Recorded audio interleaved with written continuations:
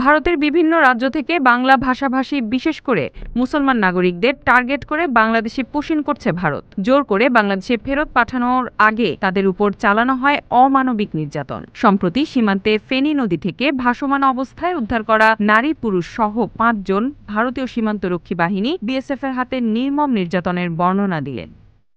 এই ৫ জনকে ধরে আনা হয় ভারতের হরিয়ানা থেকে। পরে তাদের এনে কোমরে প্লাস্টিকের বোতল বেঁধে ত্রিপুরা সীমান্তের ফেনী নদীতে ফেলে দেয় বিএসএফ। পরে তারা রাতভর নদীর পানিতে ভেসে ভোরে ফেনী নদী সংলগ্ন বাংলাদেশ সীমান্তে পৌঁছান বলে জানান ভুক্তভোগীরা।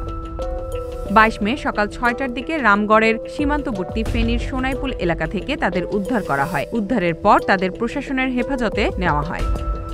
ভুক্তভোগী উমেদ আলী বলেন, হরিয়ানায় আমরা শ্রমিকের কাজ করতাম। সেখান থেকে আমাদের ধরে এনে বুধবার রাত ১২টার দিকে কোমরে প্লাস্টিকের বোতল বেঁধে নদীতে ফেলে দেয়। তীরে পৌঁছানোর পর গ্রামবাসী আমাদের উদ্ধার করে। এ সময় সঙ্গে থাকা নগদ অর্থ, মোবাইল সহ সবকিছুই কেড়ে নিয়ে যায় বিএসএফ। এ সময় তাদের মারধরও করা হয় বলে অভিযোগ করেন তিনি। এমনকি বিএসএফ এর নিষ্ঠুরতার হাত থেকে রেহাই পায়নি তাদের ৬ বছরের শিশুটিও। এই পরিবারটি গত ১০ বছর ধরে ভারতে বসবাস করছিল বলে জানা যায়।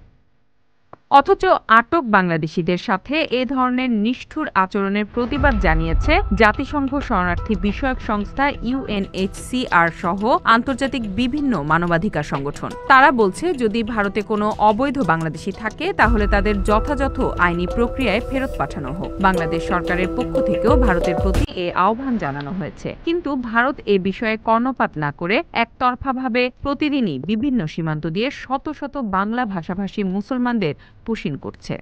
Z news, Dhaka.